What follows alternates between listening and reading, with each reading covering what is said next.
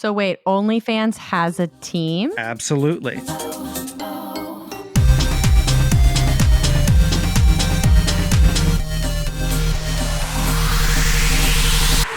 Welcome back to the Gravel Trap F1 podcast. I'm Caroline. And I'm Christina. All of us have been struggling without Formula One for the last few weeks. So today, we're going to talk a little bit about what series you can watch in the meantime. I traveled to Nashville, Tennessee to chat with the VP of Business Operations of US Legend Cars, a nostalgic and very affordable race series. And I'm going to give you the tools to get started with following INDYcar racing. At the Checkered Flag, our producer Buck will tell us all about a weekend of GT car racing out in Sonoma, California. It's going to be an educational episode that'll help you get your racing fix whenever F1 is on a break. Enjoy!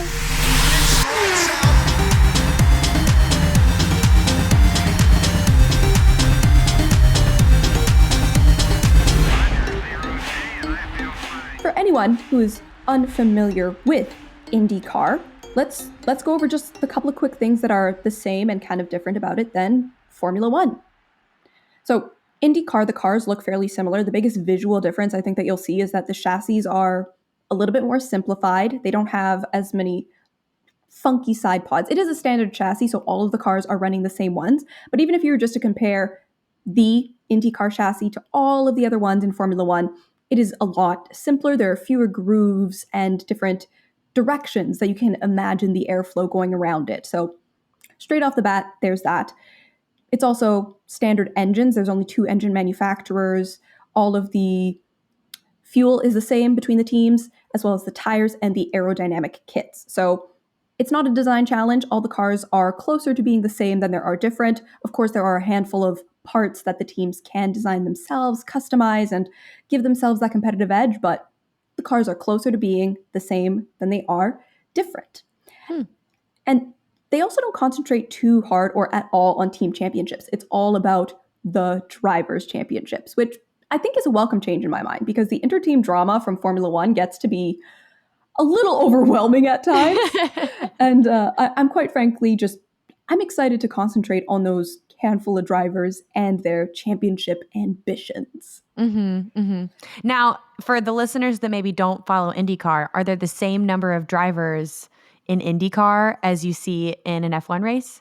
No, not at all. The teams are not restricted to having the same number of drivers team to team. They can have anywhere from 1 to 6 drivers, I believe it is, although most run around like 3 or 4, I want to say.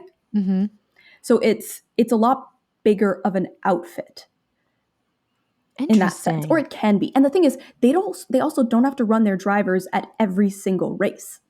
They can have a mix of full-time and part-time drivers, or drivers that are sharing a car. And that's the reason why it makes sense for INDYcar, is because they run on different kinds of tracks in a very different way than Formula One does. Formula One only does the permanent road courses as well as the temporary streets. But INDYcar also does ovals and super speedways. And super speedways are just jumbo ovals, the really big boys. They also have the Indy 500, which is its own magical, mystical place all on its own, and not really going to touch too much on it, except to say the winner of the Indy 500 chugs milk. What? Yeah. There's at the end of the Indy 500, you will always see somebody chugging a little thing of milk. Oh, at least it's small. I was going to say, well, doesn't that make you throw up? I feel like I've seen before that if you chug milk too fast, like you will throw up. Yeah. I don't think they drink too much of the milk. I think most of it is just like a champagne pour, but with milk. But milk. Is there a milk sponsor that like has started this, or? I haven't looked too deeply into it, quite frankly. I choose to have it remain this magical, mystical mystery for now. This magical, milky mystery. Oh no, let's not put that in the episode. That's too weird to say. If I was an IndyCar driver and I won the Indy 500, because I'm that nerd, I would request blue milk, like just Food Diet Blue, so it looks like the Star Wars milk. Interesting. I'm not gonna lie to you. And this might hurt some of our fans. I've never seen the Star Wars movies, so I'm gonna take your word for it. Sounds like some really cool milk. That sounds like an opportunity for a marathon, actually, is what it sounds like. In this long F1 break that we're on, I'm just gonna like completely switch genres. I'm gonna go watch Star Wars.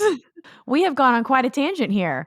But to pull it back to IndyCar. Circling back, they sometimes do oval tracks. And that's one of the reasons why they switch out drivers sometimes, because a number of the drivers that come to IndyCar initially don't have any oval experience. And you can particularly think of a number of drivers that F1 fans would be familiar with: Marcus Ericsson, Romain Grosjean, Marcus Armstrong this year, Callum Ilott, probably some others whose names just aren't at the top of my mind. Mm-hmm. They're coming from Formula 2, Formula 1, where, again, it's only road and street courses. They don't have any experience with ovals. So a lot of the times during their first season, they won't do the ovals and give themselves time to learn how to do that. And instead, the teams will bring in oval specialists, or even some teams only run certain drivers during ovals. Like they do it sometimes. That's really interesting. And we'll get to this in my segment that's coming later. But I got the chance to talk to the vice president of the U.S. Legends Cars company. He mentioned something about the difference in the tire setup for an oval race versus the street tracks. So I was curious if you had any information background on any of the tire setup for the Indy cars. Not for the ovals in particular. Like, the one difference in tires I can tell you from Formula 1 is that they only have 2 tire compounds. Oh. Yeah, they have their primary and then their alternate. Interesting. Yeah. And there's no spectrum, so it's just the 2. You have what you have. And a wet tire. They have a wet tire. Yeah. But the Indy cars go faster than the Formula 1 cars. They reach a higher top speed. Yeah. Gotcha. On a long straight? Exactly, yeah. Formula 1 has higher acceleration and better agility in corners, but IndyCar speed overall wins. Interesting.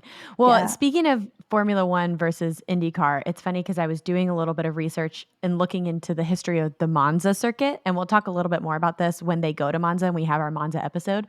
But actually, for 2 years, I think it was in the 1970s, they actually did a competition between the F1 cars and the Indy cars at Monza for 2 years. And IndyCar won both years. And then they stopped doing it. I mean, it's at the Temple of Speed, so that definitely gives IndyCar the advantage. Now, the Indy cars, I've heard, are harder to drive than the Formula 1 cars. Is that true? Correct, yeah. They don't have power steering.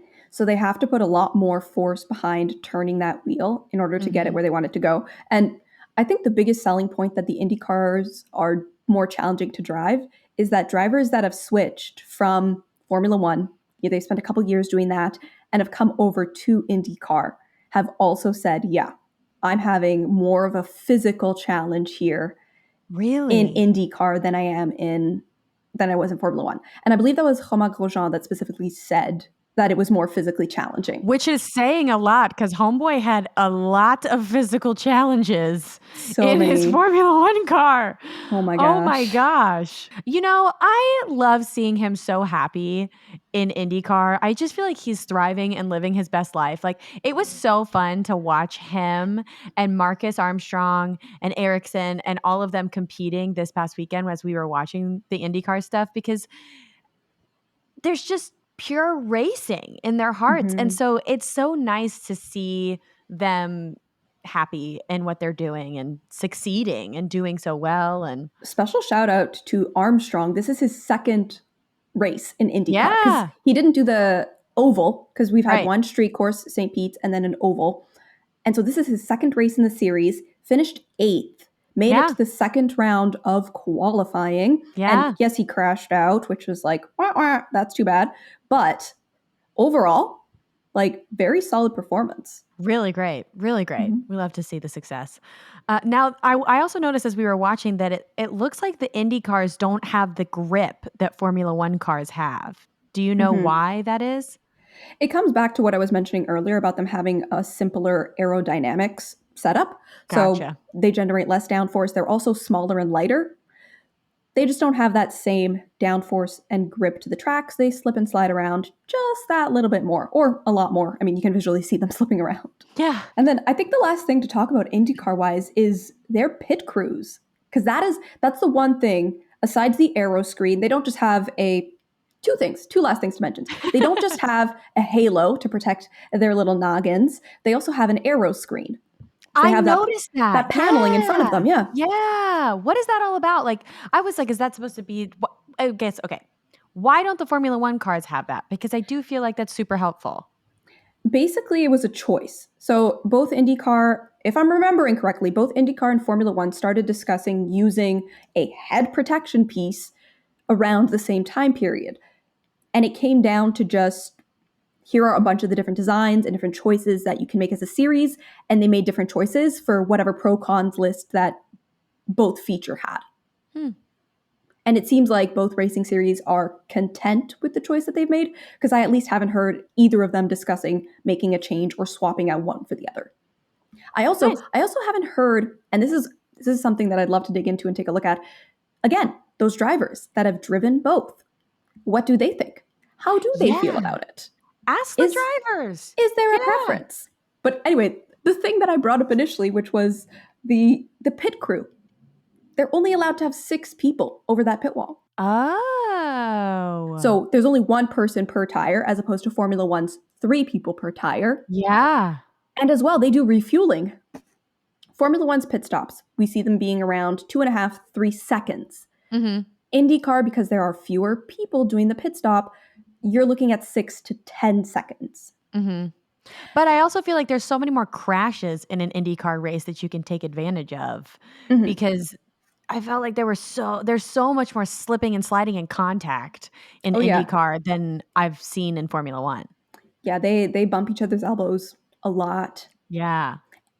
And the other interesting thing that I really like that IndyCar does, the marshals, or whoever it is, however they call their trackside aides, are allowed to touch the car and help it get back on track. There are certain parameters around it, but we saw that happen a couple times in this race. Yeah. Yes. Fewer tears are shed. Oh, tell me about it. That is a look at IndyCar. It's a really good time. They have a lot more overtakes. All of the cars are so evenly matched that really it's anybody's guess who could win. It's not predictable in the same way that Formula One is. Yeah. Which makes it really, really fun.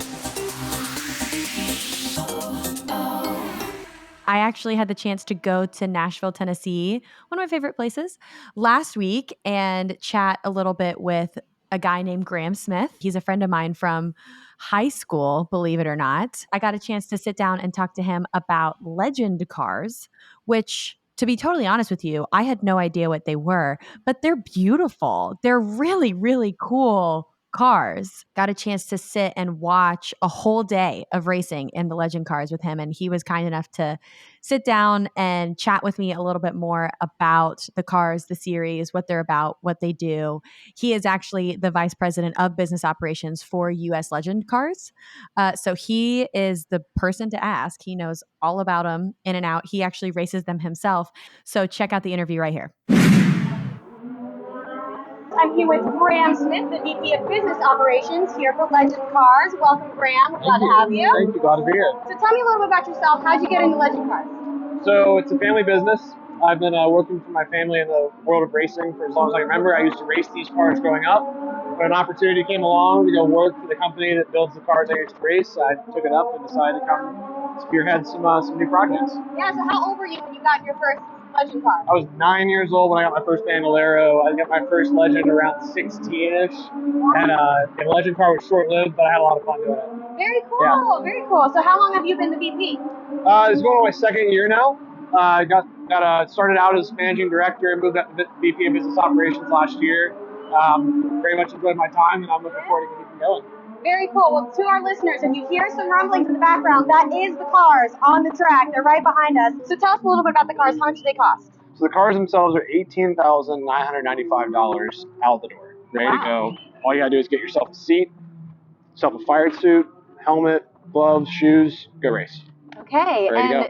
Is there an off season that you see more purchases, or is it Christmas time? Just like everything else, when it comes to Christmas time, we start to have a lot of people come in and buy cars for next year. Yeah. Never got a race car myself for Christmas, but I'm sure that's a nice gift to give your kid. I imagine it's really hard to wrap. Yeah, it's probably a little more difficult to wrap. Yeah. Now, why this body style? And explain to our listeners what the body style is. Yeah, so the body style is modeled after old 30s and 40s Fords and Chevys. The idea was to kind of look like the old dwarf cars that used to race back in the day when NASCAR was still in its roots, its beginnings. Also kind of looks like the cars used to run moonshine, which is where NASCAR got its roots. Hey. The cars are small, so they can actually fit in the back of a pickup truck. Specifically, an F-150 is what we use to try and make sure if it can fit in the back of there, that's good to go. That's why the car is the size that it is. You don't need a trailer. You don't need to spend the extra money on a big tow behind. You just throw it in the back of your truck and take it to the racetrack. Yeah, it's so accessible for all ages, right? What are the age ranges for these drivers? So you can start out in a Bandolero at 7 years old. You can start out in a Legend car at 10 years old. Our youngest competitors in Legends are 10. Our oldest competitors in Legends are around 90 years old right now. Wow. Yeah. So Tony Stewart, race car driver, like famous NASCAR driver, his dad is racing Legend cars right now up in Indianapolis. No way. Yep. How about that? So you can lose your license on the road and still drive one of these. Correct. Yes. Yes. That's amazing. That's amazing. So are you guys the only supplier of these? We build the cars exclusively out of Harrisburg, North Carolina. Those go out to 40 different states where we have dealers and 30 different countries across the world. We also have international dealers, yes. Okay, so how do the rules work when some of the races are stateside and some of them are international? Same drivers at all of them? So in the States, we run, we have a sanctioning body, it's in-house called INX. They run from the US, Canada, and Australia. Those three countries get to use INX at this moment. If a track is decided we're going to sign up to be an INX sanctioned track, they adopt our rule book. Keeps everything very, very simple across the board. All the rules are tied up very tight to keep the cars very cheap and affordable. Yeah. Making racing, fun for everybody. Wow. But internationally, it really just depends. If you're in Italy, you might run with an Italian sanctioning body. If you're in Britain, you'll run on the British Touring Car Championship, whatever it may be. Whoever's supporting the series there, that's the rules they'll go with. Okay, cool. So a lot of our listeners are Formula One fans. Right. And I know you're very familiar with the Formula One world. Very. So how do these tracks compare or differ to some of the Formula One tracks? So the tracks we run in the U.S., majority-wise, are going to be quarter-mile asphalt ovals. It's a lot of tight racing. You're learning where to put the car to try and get an advantage over somebody. Everybody's got the same car, and everyone's going the same place. You got to figure out ways to move cars out of the way. Whereas you go to road course racing, these cars also race very well on road courses. It's going to be a lot more like your Formula style racing. There's going to be wheel-to-wheel action, not as much contact, trying to be, a little bit more respectful on a road course. Sure. Most of our international customers race road course. We actually call our road course end of the year event the World Finals instead of Nationals. Ooh. Because we have so many people come over from out of the U.S. and kick all the guys in the U.S.'s butts on the track. So okay, very cool. Yeah. So you said that these are stock cars. Are there ways that they can customize the car, or is it stock how they receive it? Anything you can do customization-wise is going to be a matter of preference. It's never going to add or take away any sort of performance asset. Everything down to the steering wheel really is like steering wheel, your shifter, things like that you customize based on how your body fits in the car and what you like to do. Other than that, it's just spec all the way across. Everyone's got the same thing. So there are a couple of different model styles that they can choose from and kind of create their car in some ways. Is there one that's preferred over the other?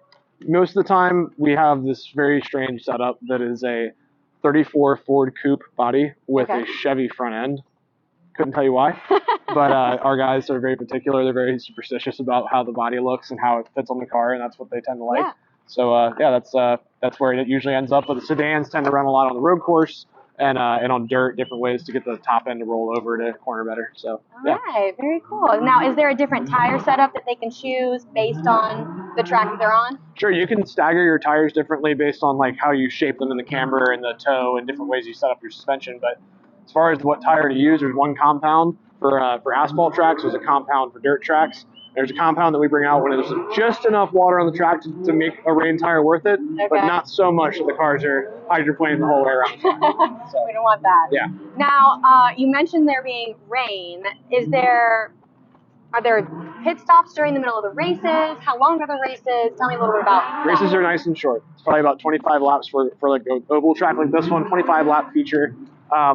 You really aren't going to see a lot of live pit stops. Maybe in the international markets they might do something like that, but as far as in the U.S., we keep our races pretty short. Gas tank somewhat small, and keeps the drivers fresh for another event. We run multiple races over a weekend rather than one big race. All right. Yeah. Now you mentioned that the gas tank is small. Is there a special kind of gas that these cars take, or they just go pump to 93. That's what we recommend. Just premium gas from wherever you want to go buy it. Usually a track will have like a specific station they tell people to go buy from, where they got to deal with the guy down the track, or just trying to keep that gas consistent. Yeah, totally. Yeah. How fast can these guys go? Really, we don't see them get too much faster than about $1.15 on a road course. In the draft, I will say we've seen them get up to north of 120. Wow. Which is, in a car as small as a legend car, is pretty exhilarating. Yeah. But on these ovals and whatnot, they're not really gonna break 3 digits very often. Okay. The Bandoleros are more like a 70 mile an hour top speed. Alright, so tell me about the engine that's in these cars. Yeah, so the Bandolero, it's a small 30cc. Really, it's a lawnmower engine that's been done up in Harrisburg by our guys at the shop. They've replaced some performance aspects of it to make it more raceable. And then the engine in the Legend car is as a result of a direct partnership with Yamaha. We get engines from their FZ09 motorcycle bike that comes over. We take that engine out, do some conversions to make it fit into a car, and then we run that. Now, is there, once they get the car, right, can they make any changes or adjustments to these engines? The engines are sealed top to bottom. The process that we put the engine through to get it from a bike engine to a car engine allows it to perform exactly how I want the engine to perform. We keep that variable consistent across all of our competitors. You can't outspend somebody to go faster. Yeah. So that's the idea. Yeah, truly keeping it fair. Okay, so when these cars crash, because they do crash. They do crash. It's a heavy contact. Yes, lots of contact. Racing style. So when they crash, do you guys do the repairs, or are the families responsible for the repairs? We sell parts. We have done repairs for people in the past. Most of the time, the people are buying the parts and having someone work on the car for them or working on it as a family. Sure. But yeah, you're buying crash parts are usually our cheapest parts. They're the parts that are most accessible, most available, highest quantities, lowest amount. Yeah. So we try and provide those at the track so you can fix the car before the weekend's over.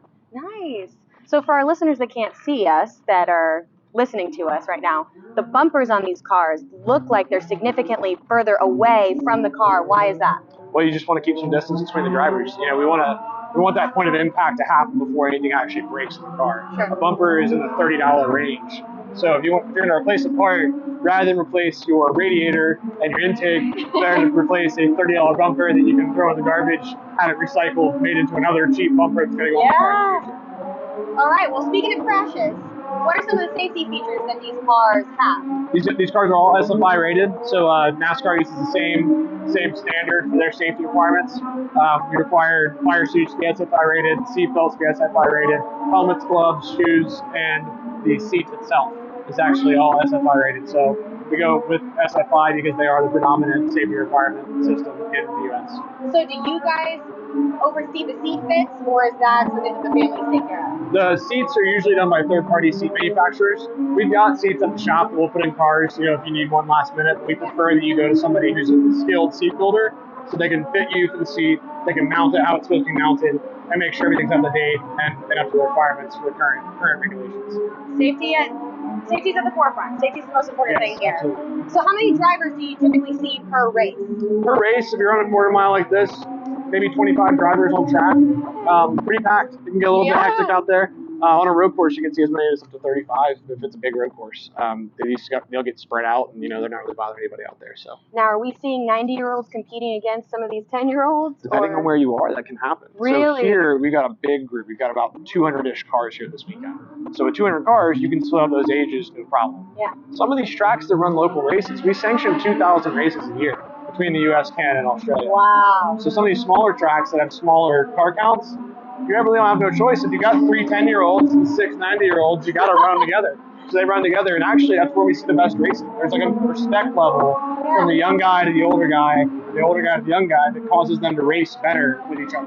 Oh, I love that. Yeah. That's so cool. Do you see father-sons or brothers competing against each other? Huge family sport. I would compare it to like youth hockey or youth baseball. Everyone travels together. Of course, when the little bro or the little sister wants to follow whatever the older sibling's doing, you end up buying another car and getting involved. That's amazing. Yeah. So do you see female drivers? Do you see sisters and Plenty. moms? Are moms out there? Yes, absolutely. Okay. We've got one of the most diverse racing groups in all the world. I mean, being as international as we are and focusing on this price point that allows it to be accessible for everybody, we really try and make it, there's no limitation as to, your only limitation is really if you want to get in a race car. Yeah. So yeah, we make it available for everyone. Now, Legend Cars, what series does it prepare some of these drivers for? Like these younger guys that are maybe into karting and then they come into this, what's kind of the next step for them? I would say you've got a combination of really any racing series where there's a lot of power and not a lot of weight. Okay. These cars are very torquey. They've got a pretty decent size, almost liter size engine in this bike, or in this car that's it's going to be very powerful for the weight of the car. So if you go into a late model next, or maybe even a truck series car, an ARCA car, you're kind of on that NASCAR track. However, at the same time, for your more powerful open wheel series, it's good to prepare by driving a car that's kind of hard to handle. That's what these are. They're not easy to drive. Okay, very cool. So what's the ballpark number for a year of racing for one of these families for one car? I would say if you can get in the car for about 20 grand, I mean, that's after you bought your seat, your helmet, everything you need to buy. You're probably going to want to budget about 10 to 15 grand on crash parts and tires for the entire season. So you're in the whole car for a season for, 35 grand, which, you really can't go racing for 35 grand for a whole year. You really That's not can't. something you can do these days. So we try and be that outlier that makes it possible for people to do that. Very cool. I love how accessible it is. I love how safe it is. I love how considerate it is of people from all economic lifestyles, and that it's an avenue for people to be able to go and pursue other forms of racing without breaking the bank. Absolutely. So is there like an aerodynamic, sporty design available? Really what you see out there now is what they have. It's the cars weren't designed to be aerodynamic cars. It was more so of almost like a motion, like an inertia car. You're trying to keep the speed going around the corners, whereas in F1, you're flooring it through the corners to keep the air on top of the car. With these, you're kind of wrestling it to make it turn in the first place. So there's a lot more work being had, puts a lot more work on the driver's hands. It's less of this and more wrestling the wheel the whole time. Okay, so you're kind of fighting with the car. Yeah, and like I said, it's not, they're a beast to drive. There's a reason I'm over here and not in the car. They're hard to drive. I believe it. Well, thank you so much for meeting with us today. Thank you. If any of our listeners want to follow you on social media, where should they go? Yeah, so US Legend Cars is at US Legend Cars on Instagram, Twitter, and Facebook. Just search US Legend Cars. Me personally, I'm at GrahamSmith87 on all platforms. Give us a look, give us a follow, and hopefully come out to a race near you. Yeah, are we going to see you at any Formula One races this year? Hopefully. I'd love to go to Austin this year. I'd love to see that. I'd love to maybe take a Legend car down there and sneak on the track, see how quickly I get thrown out. Imagine. Well, we're going to Austin, so if you're there, we'd love to see you. Awesome. Well, thank you so much for your time. Thanks so much, Graham. It was nice talking to you. Appreciate it. Until next time. It was just a balm to my soul to listen to the purr and the rumble of the motors last week after I feel like we haven't had any Formula One in so long. I mean, I felt like I looked like a kid in a candy store as I was walking up to the racetrack. I was like, I can hear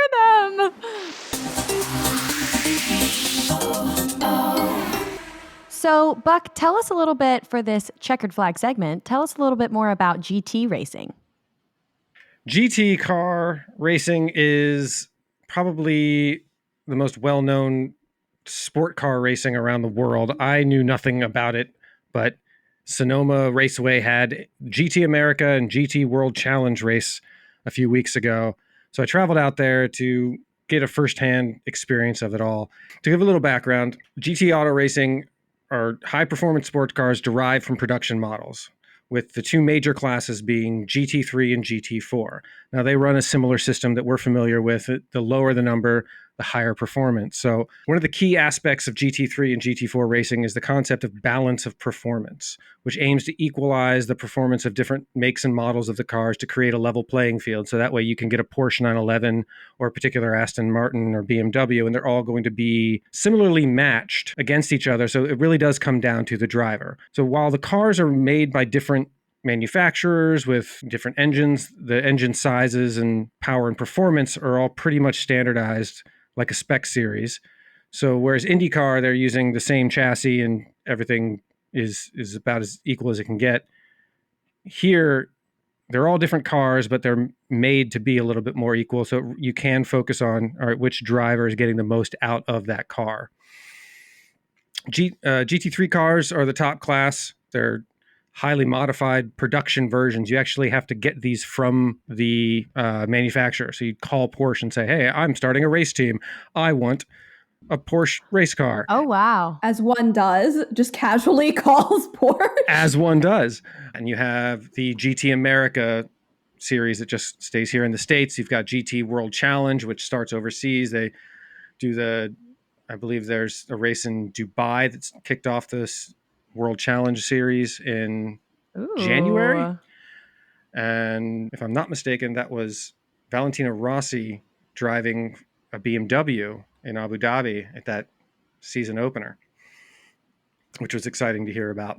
And I heard all this from the OnlyFans Racing P1Groupe race team that invited me out to Sonoma to talk with them and learn a little bit more about this.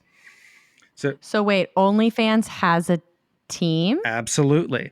So OnlyFans, which you may be aware of through whatever means you're aware of, is at its core very much, and this is not a paid sponsorship bit. We are not sponsored by OnlyFans. No. Although after learning what I've learned, I would have no problem with that at all, because they, at their core, are very much about connecting fans with those who they are fans of.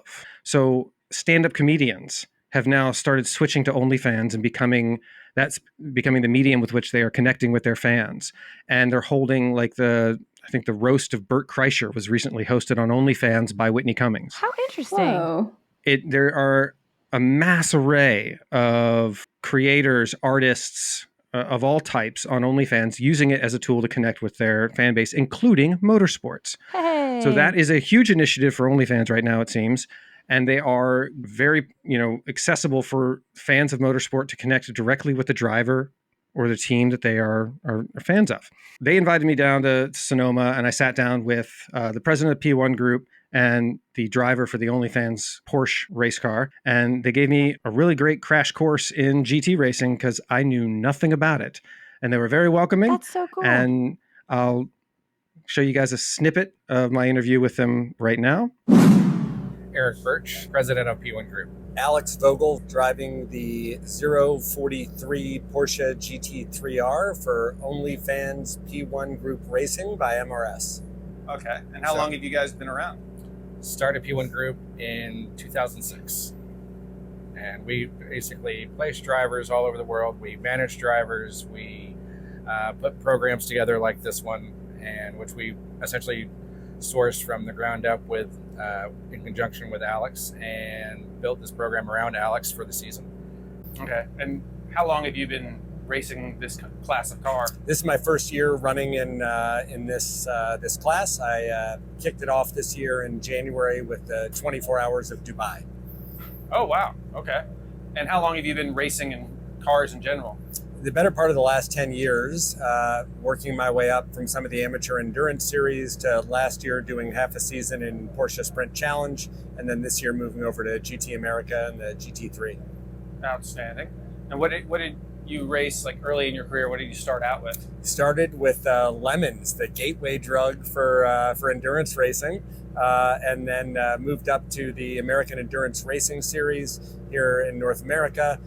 Won that national championship in 2021, driving effectively what was an IMSA spec Cayman from about 2016, and then moved up to the 992 Cup car last year, and then the GT3R this year. Is there anything exciting coming up for P1Groupe that I may not have found online that you want to share with everybody? I would say the next big thing for us that's going to happen beyond what we're doing is launching our merchandise line with OnlyFans Racing. So that's going to be hitting soon, and we want to hit it hot and heavy.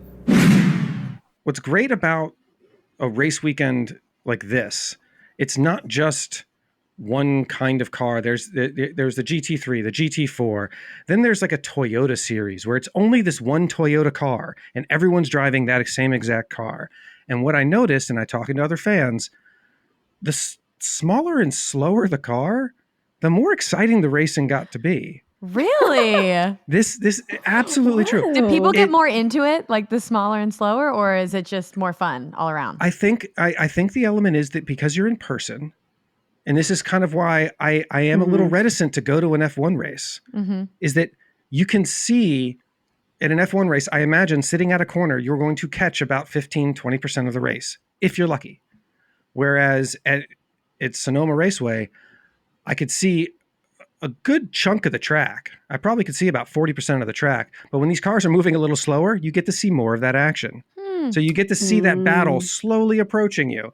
And because I sat by a chicane and they would come directly at us and then slow down for the chicane, and some cars would miss it and go off into the dirt. And I was live streaming to Twitch to our fans on Gravel Trap TV. And as I'm interviewing somebody, I had to swivel the camera around real quick because there was a Mustang, or not a Mustang, a Camaro, I think, went off and into the dirt, and he didn't get hurt or anything. He got back on track, but I think it feels more accessible, and they're cars that you recognize. This harkens back to if you've ever watched Ford versus Ferrari. I love that movie. The motto back then was race on Sunday, buy on Monday. Yeah. So you release the new Mustang, the new Corvette, you put it into this local race series out in some track in California everyone goes to, and they leave, and the next day they walk into a Ford or Chevy dealership and be like, I saw that car win the race yesterday, I want that. That's cool. I've never wanted a Porsche before, but let me tell you, after having Alex Vogel, the driver of the OnlyFans car, give me a tour of the interior of the car, because the steering wheels aren't that different from the F1 one. It looks identical in a lot of ways.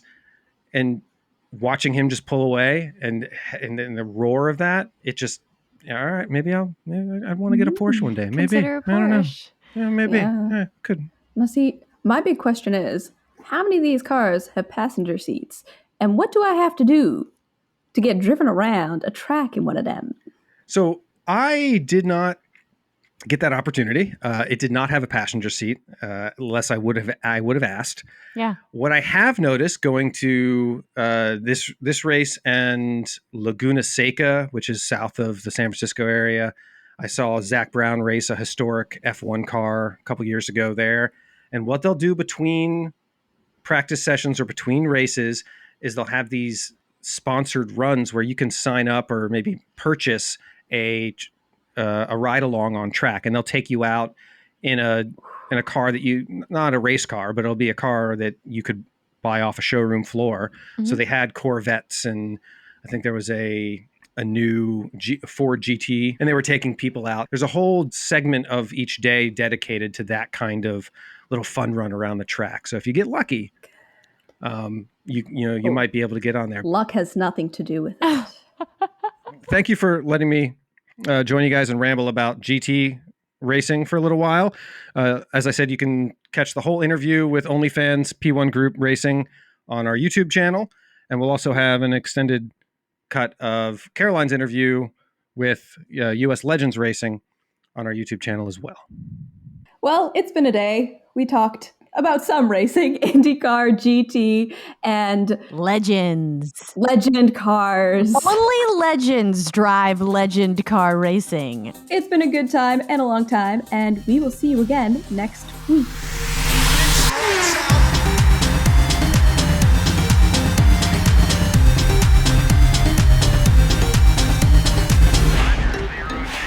How are you race fans? Oh my gosh. If you say we're on a break one more time, I'm going to break up with you.